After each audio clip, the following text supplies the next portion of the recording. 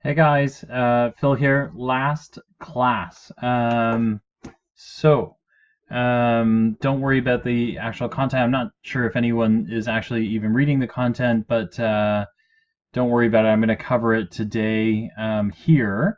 If you are looking at the textbook, you're looking at volume 2, chapter 25 is really what you're after. Online grocery is the big thing. Again, these are topics that we've talked about before, so I don't think it's going to be that big of a deal. Now, first things first. So hopefully, you guys are pretty good at this. So if you don't agree with this, please let me know. But I heard from a few of you. Daniel in particular was particularly passionate about this, so you have him to thank for this, but was really looking for a little bit more time.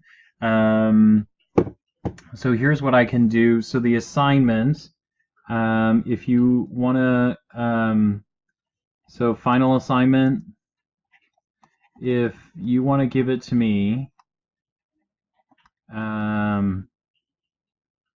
April 22nd, I have to have your marks in. So marks due from me. I have to have them in by April the 24th. Okay, April 24th.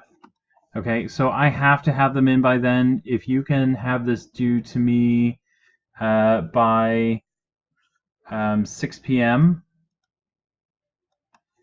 on April 22nd, that would be perfect. That gives me, I'll have to jam it in, but it means that I'm marking papers. I'm marking all of yours, all of the Tuesday and part of Wednesday, and then I'll be able to submit marks before 7 p.m. on the 24th. So if you guys can do that, I'm happy to give you the time. I don't necessarily need to have an interview with you. If you want to put it all on paper, that's great. And then I had a couple of you ask me how you can submit it. I don't care. So the outline was there. I'll make sure it's in this week's thing too, but PowerPoint is good. PDF is good. If you want to do it in Word, I don't love it as much, but I'll take it that way too. Whatever works for you guys. I just want to make sure you get the paper together and then kind of close out your thoughts, and then really we can kind of close the door on this one and get you guys going. So final assignment due April 22nd. I will put this in the notes as well, but Daniel's your man. He definitely pitched on your behalf to get this assignment pushed out a little bit. So April 22nd, but I have to have it by 6 p.m. I really do need to mark it all the next days. And then what I'll do is, if you guys just give me, if in the document you can include everybody's names, and then student numbers. So I just make sure I'm matching all the right marks to the right people. And then what I'll do is I'll email you back your mark as well, so that you get feedback right away, because we won't have a lot of time before the 24th. Okay. But having said that, that's when everything's going to be due. So again, let me know if there's anything that's kind of off, or that you need more time. I will not be there on the 11th. That is tomorrow when you're probably seeing this, but I will be there on the 18th. Let me know if that is okay. I'll be there at Centennial on the 18th. So I can be there. I just worry that you guys are going to be scrambling hard to submit things. So if I could get kind of a bunch of you chiming back in to let me know. I know one of you wants me there. Daniel said he wanted me there, but I don't know. I just don't. I worry because I know what. I know you guys are already scrambling. I see it, and so I'm worried that coming in is just a distraction. If there's value to me being there, I would like to see you guys again before the end, but I also don't want to crash and kind of cause more issues. So let me know what you guys want to do. Okay. Okay. So having said all that admin stuff, thank you for having me as your prof again. I have really enjoyed my time with you, both first semester and having you for the two classes, and then this semester with the omni-channel stuff. I have not seen you guys enough, and I'm gonna miss you a ton. But hopefully, you're not gonna be strangers, and you're gonna keep kind of keep me in the loop and make sure that I am part of your lives. I have been really blessed to be part of yours, and I have no doubt that you're all going to be incredibly successful at whatever you do. The beginning is always a little bit stressful and a little bit rough, but I don't have any doubts whatsoever. Um, Having said that, I still need to deliver a lesson to you guys, and the last lesson is really where Omnichannel has made significant gains and will continue to make significant gains is in the grocery space. There are a lot of really good examples out there. You've watched Loblaws and Walmart in our space, in the Canadian space, really kind of start to duke it out from a click and collect, a click and pick up, sort of model. You've seen Grocery Gateway, kind of fail a couple of times and try and make it. And then you're starting to see how the model can be a little bit different with things like Ritual and Uber Eats and all those sort of things, and how food is being reimagined. You've got Chef's Plate and Blue Apron in the U.S. Also delivering food in a type of grocery shop in a different format. There are some bigger things at play here. When you start thinking about the online market and what they can get to, groceries are doing some different things. The diagram I have here is straight from the textbook. It's from Ocado. And this margin is relatively representative of what we have here. The one thing I would say is that like this gross margin widely varies depending on what foods are being bought, because fresh foods, for instance, you really only make 3% margin or so. Here it's significantly more than that. If it's just fresh and groceries, you make about 3%, 4%, but then 3%, 4% for fresh goods or grocery perishables, and then if you're where you make it up is general merchandise or GM stuff, you make anywhere from kind of 75% and higher, 75 plus. Okay, so then the mix here becomes a little bit different. Now, that is without the delivery fee and all that kind of stuff. So the delivery fee is on top, or often they waive that fee to get there. And so, why would you take this model and and turn it upside down, or add complexity to it by adding a delivery fee that may eat into your margin, right, minus percentage, or make it more complex. And the reason there are a handful of reasons here. If I'm playing the retail thought leader, what you're looking at is the experiential piece. They want to continue the experiential, in terms of driving the consumer to the category and then fulfilling their shop. The other thing that they're looking at doing here is quite simply making sure that they have share of market. right? Everybody's doing it. If you don't do it, are you losing out? So share of market, share of convenience. These are all things that are valid, concerns that they have.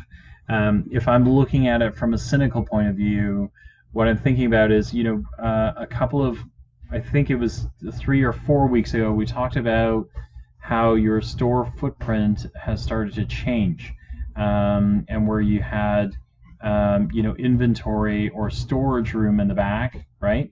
Back space and front space, and then this is my terrible drawings, but like that's your door, and then you've got all these, kind of planograms set up here, and so on and so forth. This is a very crowded store. And so what you're trying to do is, in places where you've got super large footprints and maybe you don't need all this space now, maybe what you're able to do is turn your inventory into more efficient space, because you can move it faster. So if your online shop comes in faster, you can theoretically cut out parts of this, right? I think we talked about this already, but you can start to cut out parts of this for more inventory and shift your front room to back room, and all of a sudden now you've got, you might have better profit per square foot. Because now you're not worried about, so here, when you cut this stuff out, and this section, inventory moves faster, x times, I don't know, x 1.5 times faster. I guess it should be there and not at the front. But if it moves 1.5 times faster, now you've got some efficiencies that allow you to do something different. You're not restricted to gondolas or merchandising space. Now you're into warehouse shelves and racking and things like that you don't worry about. And then maybe that allows you to be able to turn over inventory a whole lot faster than things you're keeping on shelf. It also means that your inventory space is more predictable, because these online orders, when they show up, you drive the similar inventory in there. Whereas out here, you're relying on people, category managers and vendors to kind of help you guess, to tell you what should be on the shelf, and you don't know how long it sits on shelf while it moves. This one, this cart, can I draw a shopping cart? This shopping cart, right? This is a known quantity, and so it makes everything, better. So all of a sudden, your profit per square foot, your ability to predict inventory levels is better. And then your proficiency, right? So having people work is better, because you can start to see, proficiency and predictability, right? Because if you're driving people through your door, ability. When you're driving people through the door, this number is uncertain, because it depends on all these external forces pushing people to come to you. This one, they're already coming to you. And so now the number of people who work in the back room, it's determined by the number of carts that are coming into the store, or the number of online orders coming into the store. And then because your inventory, all of these people that are back here are moving. These people back here are kind of inefficiently roaming shelves, trying to make sure everything's set properly. They've got to learn every inventory or every kind of planogram in their section. Whereas this one, they don't need to learn anything. They follow directions on what goes in the cart. So there's kind of a ton of reasons why you want to do this. Maybe this allows you to then go, in the US, Kohl's has shrunk their stores. They've actually paired with Aldi, which is a grocer as well. Like a lot of companies are now looking at how do they pare back square footage space to make sure that they are in fact doing the right thing and kind of driving profitability, and then tapping into like all of these things under the guise of this one, because apparently this is what everybody wants, right? I mean, it is what everybody wants, but it's not what the retailer's after. The retailer's after everything else. Okay, so the other thing that you want to think about, so online grocery, this part makes a ton of sense, right? Because you know, it's a better model to be online. They can get more efficiencies. There's probably a couple of things that maybe worry them right now. One is, and we've talked about this before as well, is the size of order. So size of order is smaller. So where a traditional family, in a bricks and mortar, you'd spend $130 at Walmart on average order. Online, they're spending about 65 because there's none of that kind of general.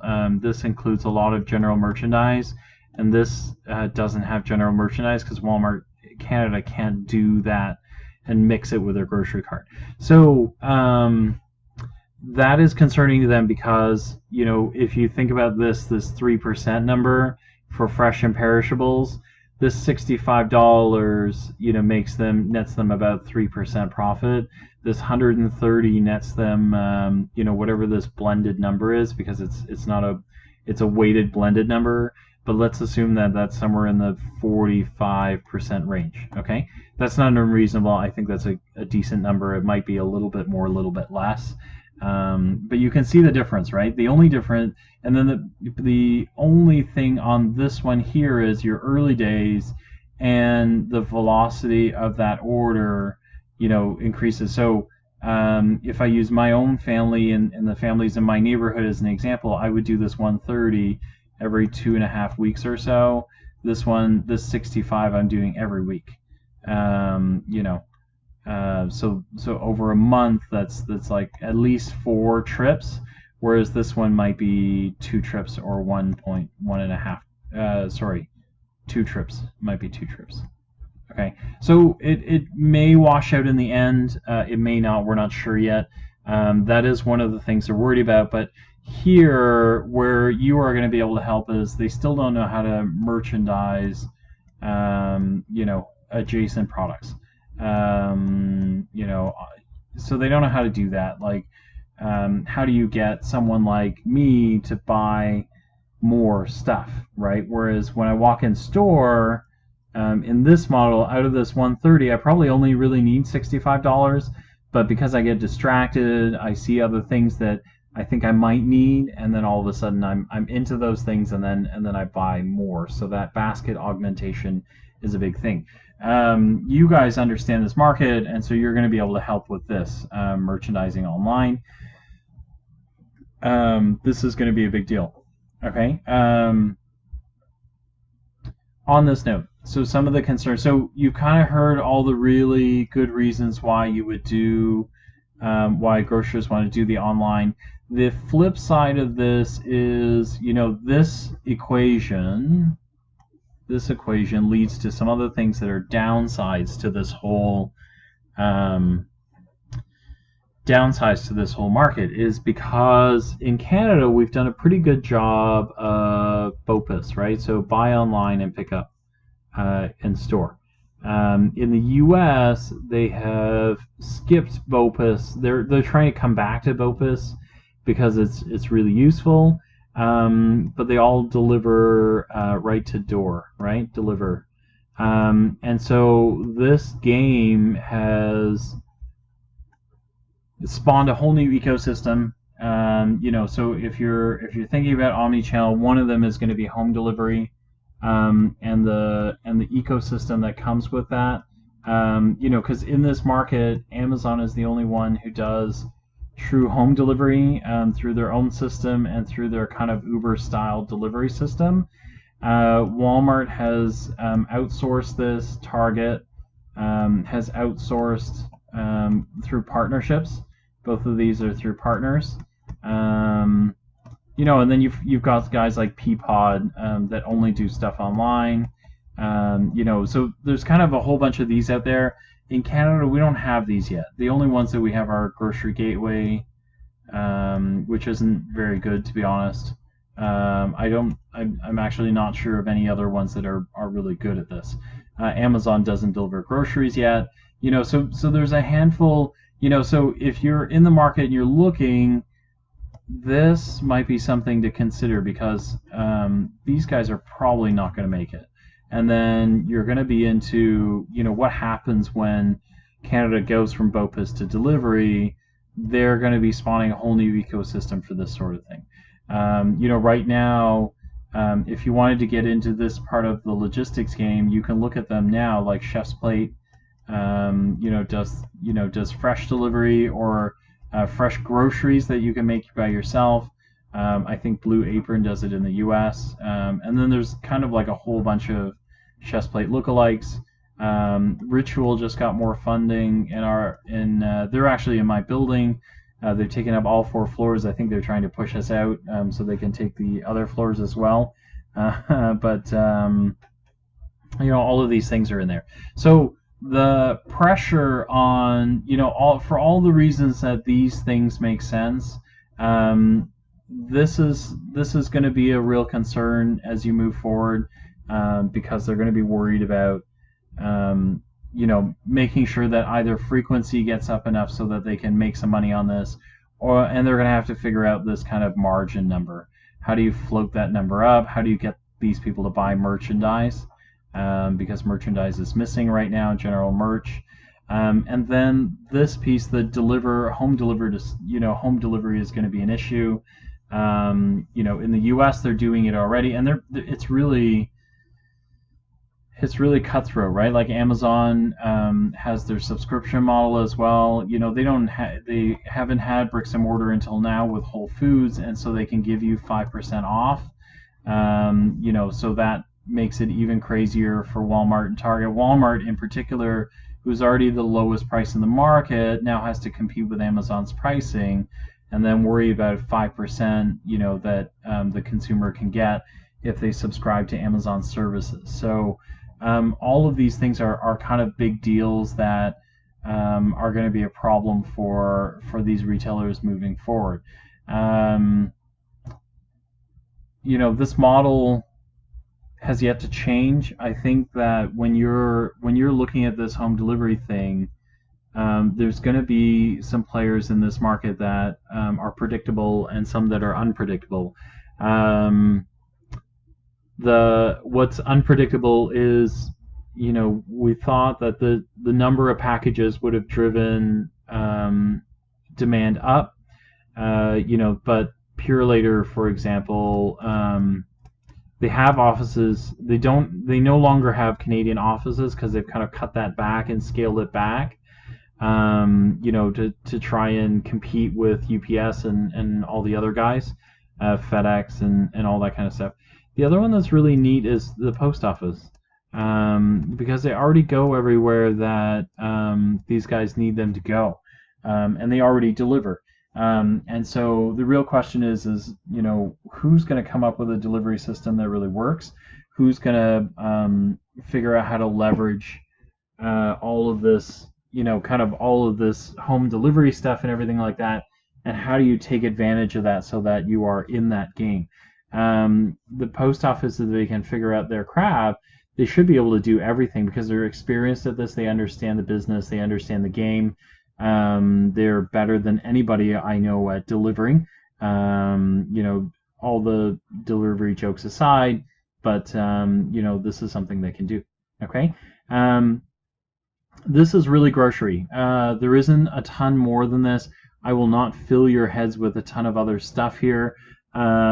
This model, when you start to the second component, which I didn't cover in terms of internationalization, the second part of that is all of this except expanded out to other countries. So all of these metrics, if I kind of use a different color, I'll use green here.